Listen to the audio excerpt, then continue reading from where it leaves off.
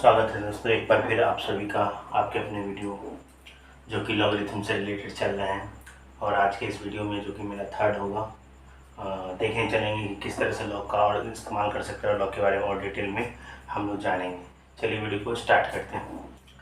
आप जानते हो कि अगर a के power x is equal to b है, a के power x is equal to b है, और यहाँ पे एक चीज़ और देख रहे होंगे कि जब भी कोई कांस्टेंट के पावर में वेरिएबल आता है तो ऐसे फंक्शन को हम लोग कहते हैं एक्सपोनेंशियल फंक्शन। क्या कहते हैं? एक्सपोनेंशियल फंक्शन या चरघातांकी फलन। एक्सपोनेंशियल फंक्शन अब समझते हैं कैसे किसी नंबर के ऊपर घात के रूप में चर आ सकता है, यानी वेरिएबल आ सकता है। 2 के पावर x मतलब देखिए x 2 क्या है? एक नियतांक है, जबकि x क्या है? एक चर है। तो जब भी किसी अंक के ऊपर चर घात के रूप में रहे तो यहाँ पर इसकी कैलकुलेशन थोड़ी सी मुश्किल हो जाती है। इसी समस्या से बचने के लिए जॉन नेपियर ने लॉग का कॉन्सेप्ट लाया था, क्योंकि उस टाइम में कैलकुलेशन के लिए बड़ी ही भारी होती थी।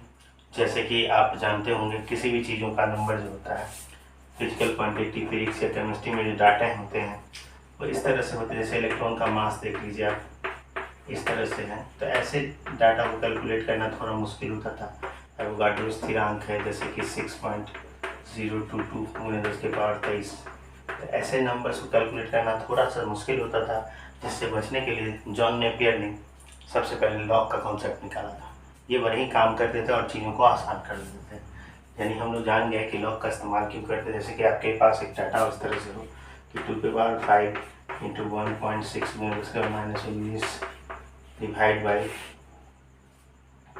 9.1 × 10⁻31। तो इस तरह के जटिल आपके डाटा जब आते हैं कैलकुलेशन के लिए, उस समय हमको गणना करना बड़ा मुश्किल हो जाता है। तो लॉग लगा करके हम इस चीज़ों को काफ़ी हद तक आसान करते हैं। और लॉग का कॉन्सेप्ट सबसे पहले आया था जॉन नेपियर ने। ठीक है, अब लॉग क्या है? एक तरीके से लॉग क्या है या एक्सपोनेंशियल फंक्शन क्या है?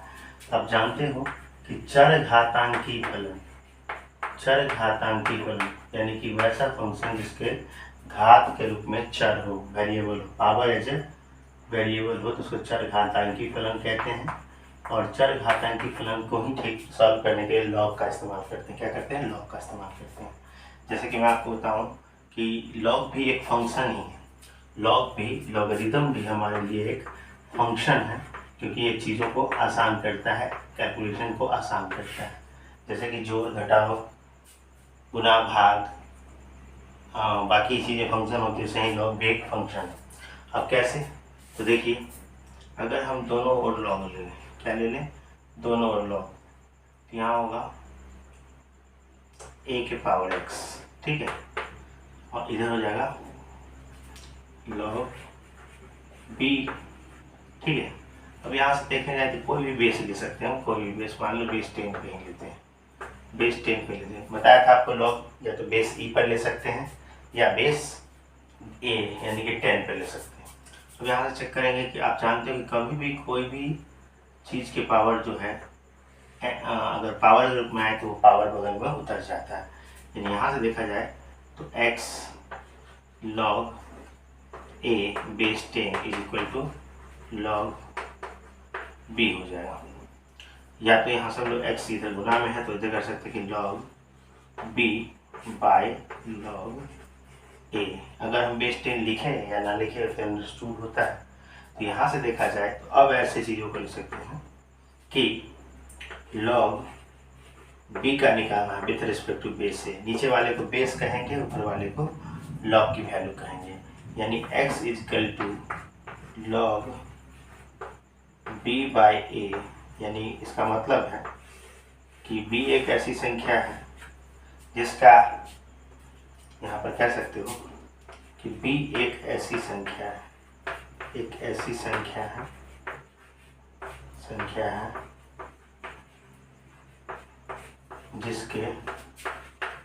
जिसका आधार a पर मान x है। यानी कि मान x है, यानी कि यहाँ पर देख सकते हो कि बेस क्या है a, जो वैल्यू निकालनी है जिसकी वो b है, उसका मान निकल के आया है x। यानी यहाँ कह सकते हैं जैसे कि इसी में देख लो, ये मेरा है आधार, बेस a क्या है आधार है, और x क्या है घात है पावर है, और b क्या है उसकी वैल्यू है ना, उसकी मान है। तो कहीं ना कहीं हम ये कह सकते हैं कि लॉग और एक्सपोनेंशियल फंक्शन दोनों एक दूसरे के उल्टा होते हैं। यानी कि अगर किसी फंक्शन को एक्सपोनेंशियल के रूप में लिखा गया है तो उसका लॉग लेकर उसको सॉल्व कर सकते हैं, या किसी फंक्शन को लॉग में लिखा गया तो वापस उसका अगर लेते हैं तो एक्सपोनेंशियल में बदल जाता है। अर्थ कह सकते हो आप कि log and exponential function are just opposite to each other and they can be calculated with one another. यानी कि एक की मदद से दूसरे को आप बना सकते हो, सॉल्व कर सकते हो। ठीक है, तो चलिए कुछ बेसिक कंसेप्ट लॉग के हम लोग पहले भी समझ चुके थे, कुछ आज भी समझे। लॉग क्या होता है, तो आपको आसान करता है। किस तरह से आसान करता है, तो वो किसी वैल्यू को, जटिल जो वैल्यू होती है पावर्स के साथ, कुछ डेसिमल पार्ट होते हैं जिसको मिंटीशा और पावर वाले पार्ट को एक्सपोनेंट कहते हैं, इन सब चीज़ों को सॉल्व कैसे कर देता है, यही आसान होता है। और यहाँ पे एक चीज़ और समझने वाला था, जैसे कि हम यहाँ पर देखें x बराबर log b बाई a का मतलब हुआ b एक ऐसी संख्या है जिसका आधार a पर मान जो है x निकल के आया है, log यही है आपका। ठीक है, चलिए आइए आगे देखते हैं कुछ और भी लॉग के मान कैसे हम लोग निकाल सकते हैं, लॉग के मान कैसे निकाल सकते हैं। फिर हम लोग लॉग और एंटी लॉग के मान को निकालना सीखेंगे।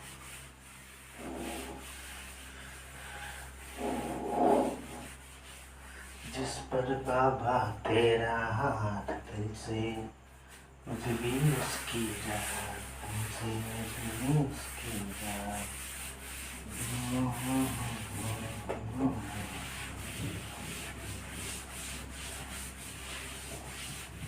ओके, अब आइए और सीखते हैं तो लॉग की वैल्यू कैसे कैलकुलेट करते हैं, इस बात को समझते हैं हम लोग।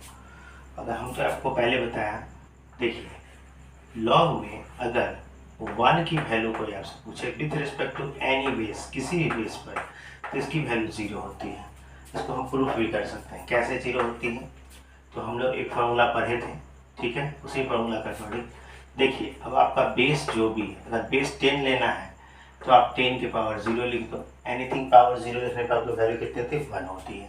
और इसका एक फार्मूला पढ़ा था हम लोगों ने कि इफ लॉग m के पावर अगर n है तो इसकी वैल्यू हो जाती है n log m। ठीक है, n log m। तो यहाँ इसी फार्मूले का इस्तेमाल करके हम लोग देख सकते हैं कि यहाँ पर से ये 0 बगल में आ जाएगा और log 10 बेस 10। एक और फार्मूला पढ़े थे हम लोग कि जब भी दो वैल्यू यानी बेस और जो वैल्यू निकालनी है दोनों सेम हो तो उसकी वैल्यू भी 1 हो जाती है। कितनी हो जाती है, 1। लॉग बेस 10 पर 10 की वैल्यू 1 हो जाएगी। यहाँ से हम देख सकते हैं कि 0 गुने 1 ऑब्वियस है कि 0। यानी आज से आप ऐसा कह सकते हैं कि किसी भी नंबर के बेस पर अगर 1 की वैल्यू है तो वहाँ 0 लिख सकते हैं। आप कहोगे सर ए के साथ कैसे लिख सकते हैं, तो इसको भी देख लो, आप आसानी से कर सकते हो। ए है तो हम ए के पावर 0 लिख देंगे, 0 बगल में आएगा, log a बाई ए आएगा और a बाई ए क्या होगा, तो वो 0 हो जाएगा। ठीक है, तो दुनिया किसी भी नंबर के अगर उसी सेम बेस पे निकालते हैं तो उसकी वैल्यू 1 होती है। जैसे कि और देख लो आप, ln बेस e और वैल्यू e का निकालना है तो ये भी 1 होगा। ठीक है, अगर log ही ले लेते हैं 2 और 2 तो ये 1 होगा। जिस वैल्यू पे निकालते हैं तो उसके लिए 1 होगा। ठीक है, log 5 और यहाँ 5 तो ये भी कितना होगा, 1 होगा। ठीक है, तो 2 फार्मूला हम लोगों ने सीखा कि log 1 कैसे 0 होता है और log सेम बेस पर सेम वैल्यू के लिए किस तरह से 1 होता है। तो अभी और भी बहुत सारे सवाल हैं जिनको हमको सीखना है। तो हम अगले कुछ टॉपिक में सीखेंगे किस तरह से किसी भी वैल्यू के लॉग कैलकुलेट किए जाते हैं और एंटी लॉग कैलकुलेट किए जाते हैं। मेंटिसा पार्ट क्या होता है, एक्सपोनेंट पार्ट क्या होता है, दोनों को किस तरह से हम लोग सॉल्व करते हैं। ठीक है, मिलते हैं नेक्स्ट वीडियो में।